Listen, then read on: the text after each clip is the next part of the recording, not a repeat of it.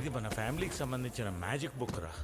ఈ బుక్ మీద కరెక్ట్ గా ముగ్గేయాలి. ఆ ముగ్గు గీస్తే రంభా ఊరసి మేనకలు కిందకి దిగుతారా? దిగుతారా? నేను హీరో అవ్వాలని కోరుకుంటే రంబొచ్చి తదాస్తు అంటే అమితాబ్ బచ్చన్, రజనీకాంత్, చిరంజీవి వీళ్ళందరికంటే పెద్ద హీరో అయిపోతావురా.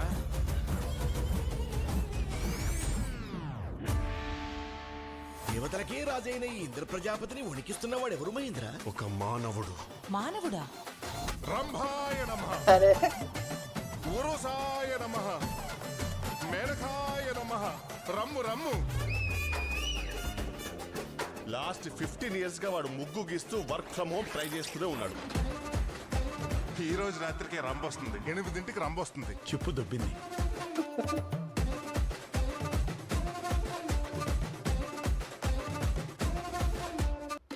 రేపు రంబొచ్చేక మనం చేసే అరాచకానికి రాజమండ్రి ఏమైపోద్దు. నా పర్మిషన్ లేకుండా అదర్ ప్లానెట్స్ కి వెళ్తారా? మానవా, మేము నిజముగానే దేవతలము.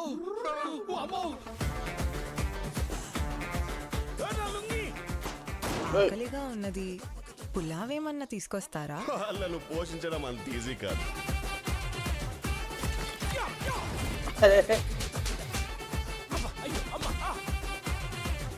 పాతికేళ్ళ నుంచి పూజలు చేస్తుంటే అసలు నేను చేయడానికి మీరు కిందకి దిగారు.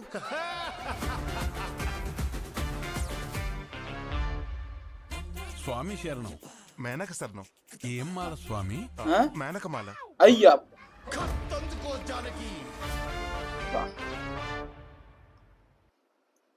ఇది చూస్తుంటే అల్లరి నరేష్ కంబ్యాక్ అనిపిస్తుంది. వింటేజ్ ఒకప్పుడు ఎలాంటి సినిమాలు తీసేవాడు అలాంటి సినిమాలు తీసినాడు అనిపిస్తుంది. ఇంకోటి మెయిన్ థింగ్ ఏంటంటే ఇక్కడ నరేష్ ఎక్స్ నరేష్, ఇద్దరు నరేష్లు ఉన్నారు. వీళ్ళిద్దరు కామెడీ ఎలా వర్కౌట్ అవబోతుందో. ఫస్ట్ ఆఫ్ ఆల్ ఈ సినిమాని లాజిక్లు ఎత్తకూడదు, ఏం ఎత్తకూడదు, ప్యూర్ కామెడీ అనమాట. నవ్వుకుంటానికి వెళ్ళాలి సినిమాకి. నాకైతే మొత్తం వింటేజ్ అల్లరి నరేష్ ఇంకా నరేష్ ఎక్స్ నరేష్ కామెడీ బాగుంటుంది అనిపిస్తుంది. సో ఇంకా ప్లాట్ ట్విస్ట్ ఏంటి అదంటే డిఫరెంట్ జోనర్లో ఉంది. So we have to wait and see. నాకైతే చాలా ఎక్సైటింగ్ ఉంది. మీకు ఎలా ఉందో కామెంట్ చేయండి.